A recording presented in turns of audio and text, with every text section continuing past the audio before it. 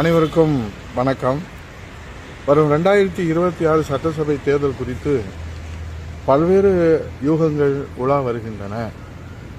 அதையெல்லாம் நாம் உள்வாங்கிக் கொள்வதற்கு முன்பாக தற்போதைய திமுக தலைவர் ஸ்டாலின் கனவு உலகத்திலே, மாய உலகத்திலே வாழ்ந்து கொண்டிருப்பதையும் நாம் கருத்திலே கொள்ள வேண்டும். திமுக கூட்டணி மிக வலிமையாக இருப்பது போன்று ஒரு தோற்றம் காட்டப்படுகிறது. ஆனால் உண்மை நிலவரமோ வேறு. அதற்கு புள்ளி விவரமாக கடந்த 2021 சட்டசபை தேர்தலில் திமுக கூட்டணி பெற்ற வாக்குகள் எவ்வளவு? திமுக கூட்டணி பெற்ற ஓட்டு 44.91%.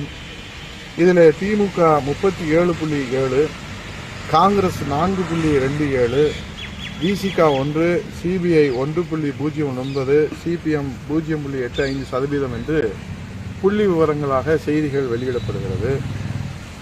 ஆக இது ஒரு புறத்தில் இருக்கிற போது 10 ஆண்டுகள் நாங்கள் மக்களுக்கு ஆற்றிய சேவைகளிலே எங்கள் மீது அவதூறு பரப்பியது, பொய் பிரச்சாரம், கோயபல்ஸ் பிரச்சாரம், கொரோனா காலத்தில் நாங்கள் ஆற்றிய பணிகளை எல்லாம் அவர்கள் பல்வேறு விமர்சனங்களுக்கு உள்ளாக்கியது. இதையெல்லாம் தாண்டி புரட்சி தமிழர் ஐயா எடப்பாடியார் அவர்களை முன்னிறுத்தி, ஒரு சாமானியரை முன்னிறுத்தி, ஒரு விவசாய மகனாக பிறந்து கருணையின் வடிவமான இன்றைக்கு 8 கோடி தமிழரின் நம்பிக்கை நட்சத்திரமாக இருக்கிற புரட்சி தமிழர் ஐயா எடப்பாடியார் அவர்களின் வழியிலே, தலைமையிலே அதிமுக கூட்டணி பெற்ற ஓட்டு 40.14%.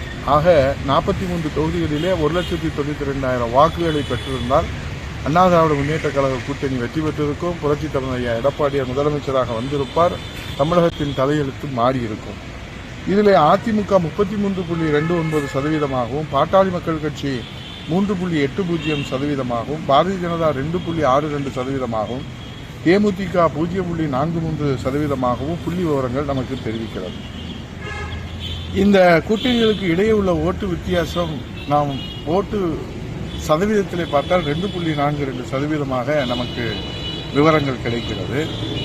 இந்த நிலையில தற்போது இந்த 4.5 ஆண்டு கால ஆட்சியில இன்றைக்கு திமுக சென்ற தேர்தலில் வாங்கிய அரசு ஊழியர்கள், ஆசிரியர்களுடைய அந்த வாக்கு சதவீதம் மிகப்பெரிய அளவில் இன்றைக்கு ஒரு மனமாற்றம் ஏற்பட்டிருப்பதை நாம் கவனத்திலே கொள்ள வேண்டும். அதே போன்று சிறுபான்மை வாக்குகளிலும் இன்றைக்கு அவர்கள் கொடுத்த வாக்குறுதிகள் எல்லாம் நிறைவேற்றவில்லை என்கிற மனக்குமரிலே சிறுபான்மையின மக்கள் இருப்பதையும் நம்மால் பார்க்க முடிகிறது. அந்த வாக்குகளும் மனமாற்றம் ஏற்பட்டிருக்கிறது. அதேபோல் விலைவாசி உயர்வு, சட்டம் ஒழுங்கு சீர்கேடு வரலாறு காணாத வகையில் இன்றைக்கு கூட பள்ளிக்கூடத்துக்கு போகிற பிள்ளையும் அங்கே மர்மமான முறையில் இறந்து போகிறது. சிவகங்கை மாவட்டம் சிங்கமுனரியில் ஒரு பள்ளி மாணவர் இறந்து போயிருக்கிறார். அதேபோல் விசாரணைக்கு செல்கிற அந்த விசாரணைக்கு உட்படுத்தப்படுகிறவர்களுடைய உயிருக்கும் பாதுகாப்பு இல்லை. மாண்புமிகு முதலமைச்சர் தலைமைச் செயலகத்திலே உடனே ஒரு ஆய்வுக் கூட்டம் நடத்தி இந்த பிரச்சனைகளை எல்லாம் அவர்கள் உடனடியாக மக்களுடைய கவனத்தை திசை திருப்பி அரசு இயந்திரம் முழுமூச்சாக செயல்படுகிறது என்கிற ஒரு தோற்றத்தை ஏற்படுத்த, உயிர் போனதற்கு பிறகு உயிர் போகாமல் தடுக்க வேண்டும் என்பதுதான் மக்களுடைய எதிர்பார்ப்பு. ஆக சட்டம் ஒழுங்கு என்பது சுதந்திரம் அடைந்த காலம் தொட்டு தமிழ்நாடு இவ்வளவு மோசமான ஒரு நிலையை சந்தித்தது இல்லை. இதை ஸ்டாலின் எப்படி எதிர்கொள்ளப் போகிறார்? இது மக்கள் கடும் அதிருப்தியில் இருக்கிறார். இதில் மக்கள் மிகப்பெரிய அளவிலே மனமாற்றம் அடைந்திருக்கிறார்கள். இந்த அரசுக்கு எதிரான மனநிலை இருப்பதை நாம் களத்திலே பார்க்க முடிகிறது. அதே போன்று போதைப்பொருள் கலாச்சாரம் பள்ளிக்கூடத்தில், கல்லூரிகளில் கிராம அளவில் ஊடிடுச்சு. இது மிகப்பெரிய பேராபத்து. வாக்குகளுக்காக நாம் சொல்லவில்லை.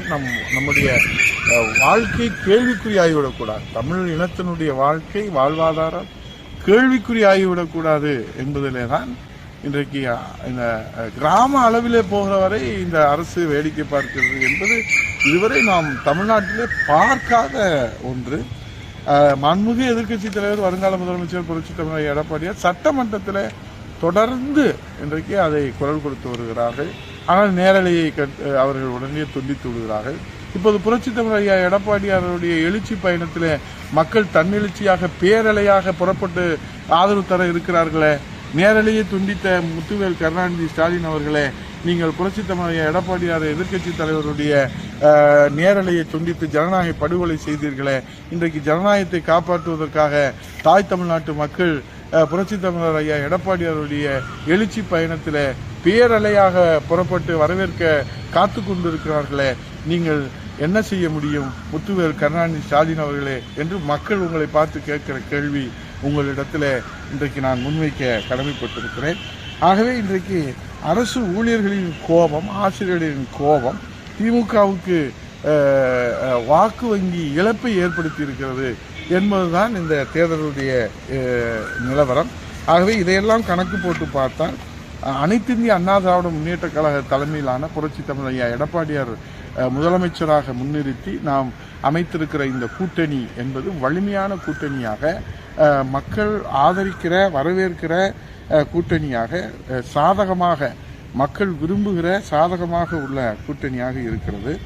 ஆகவே திமுக மீண்டும் ஆட்சி அமைப்பது இனி கனவுலே வேண்டுமானாலும் நடக்குமே தவிர நிஜத்திலே மக்கள் தீர்ப்பே மகேசன் தீர்ப்பு. புரட்சி தமிழர் எடப்பாடியார் தலைமையிலான அனைத்து இந்திய அண்ணா திராவிட முன்னேற்ற கழகத்திலே நம்முடைய முதலமைச்சராக புரட்சி தமிழர் எடப்பாடியாரை முன்னிறுத்தி மக்கள் இன்றைக்கு இந்த மகத்தான வெற்றி கூட்டணி வரவேற்க காத்து கொண்டிருக்கின்றார்கள். அப்போதுதான் புரட்சி தமிழர் எடப்பாடியார் தலைமையிலே அண்ணா திராவிட முன்னேற்ற கழக தலைமையிலான வெற்றி கூட்டணி ஆட்சி அமைக்கிற போதுதான் சட்டம் ஒழுங்குக்கு தீர்வு காண முடியும். இது ஏதோ பக்கத்து வீட்டில் சட்டம் ஒழுங்கு சீர்கேடு உயிர் பலி ஏற்பட்டிருக்கிறது, நமக்கு ஏற்படாது என்று நாம் இருந்துவிட முடியாது. அங்கே நடப்பது நாளைக்கு நமக்கு நடக்கும், நாளை அடுத்த வீட்டில் நடக்கும், பக்கத்து வீட்டில் நடக்கும். ஆகவே இதை நாம் மக்கள் எல்லாம் ஒன்றுபட்டு இன்றைக்கு நாம் இதை எதிர்கொள்ள வேண்டும். பேராபத்து சூழ்ந்திருக்கிறது. மாண்புமிகு முதலமைச்சரை நான் குறை சொல்வதாக யாரும் நினைத்து கொள்ளக்கூடாது. அவரும் பாவம் முயற்சி செய்கிறார், ஆனால் அவரால் முடியவில்லை. இதுதான் உண்மை. அவர் தன் பெயரை கெடுத்துக்கொள்ள வேண்டும், ஆட்சியின் பெயரை கெடுத்துக்கொள்ள வேண்டும், கட்சியின் பெயரை கெடுத்துக்கொள்ள வேண்டும் என்றெல்லாம் முதலமைச்சர் விரும்பி செய்கிறார் என்று நான் சொல்ல வேண்டும். அவர் ஆட்சிக்கு நல்ல பேர் வேண்டும் என்று தான் சொல்கிறார். ஆனால் அவருக்கு உரிய ஒத்துழைப்பு கிடைக்கவில்லையா, அல்லது அவருக்கு நிர்வாகம் தரவில்லையா, அல்லது உத்தரவு போட தெரியவில்லையா? உடனடியாக நீங்கள் பாருங்கள், இந்த 4 ஆண்டுகளில் ஆய்வுக் கூட்டத்தினுடைய எண்ணிக்கையை பாருங்கள், அறிக்கையினுடைய எண்ணிக்கை பாருங்க. ஆய்வுக் கூட்டம் நடத்தி அறிக்கை வெளியிடுவதால் மட்டும் எப்படி பிரச்சனைக்கு தீர்வு காண முடியும்? நம்முடைய அனுபவங்களை சமயோஜித அந்த அனுபவத்தினுடைய நுண்ணறிவை பயன்படுத்தி அந்த மக்களுக்கு தீர்வு காண வேண்டுமே. நாடே கொந்தளித்து போய் இருக்கிறது. சட்டம் ஒழுங்கு சீரழிவு, லாக்அப் டெத் மரணங்கள், இதை எப்படி நீங்கள் நியாயப்படுத்துறீங்க? அதுவும் பச்சை பொய். இப்போ சமீப காலங்களாக ஸ்டாலின் அவர்கள் தன்னுடைய இயலாமையை மறைப்பதற்கு பச்சை பொய் பேச ஆரம்பித்து விட்டார். இந்த லாக்அப் டெத் மரணத்தை அவர் என்ன சொல்கிறாரு? ஹார்ட் அட்டாக் மரணன்றார். நீதிபதிகள் என்ன சொல்கிறாங்க? நீதி அரசர்கள் 18 இடத்துல காயம் இருக்குது, அவர் என்ன தீவிரவாதியா? நீங்கள் எப்படி அவரை கையாளணும்னு உங்களுக்கு தெரியாதா என்று மாண்புமிகு நீதி அரசர்கள் மக்கள் கேட்குற அந்த கேள்வி நீதி அரசர்கள் இன்றைக்கு கேள்வி கேட்கிறார். ஆனால் முழு பூசணிக்காய் சோத்திலே மறைக்கின்றவர்களே, கொஞ்சம் கூட மனசாட்சி இல்லாத ஒரு முதலமைச்சராக ஹார்ட் அட்டாக்கில் விசாரணையின் போது இறந்திருக்கலாம் என்று ஒரு நியாயப்படுத்துவதனால்தான் தொடர்ந்து இந்த சம்பவங்கள் நடைபெறுவது என்பதை மாண்புமிகு முதலமைச்சர் அவர்கள் நினைவிலை கொண்டு மக்கள் கொதித்தெழுந்திருக்கிறார்கள்.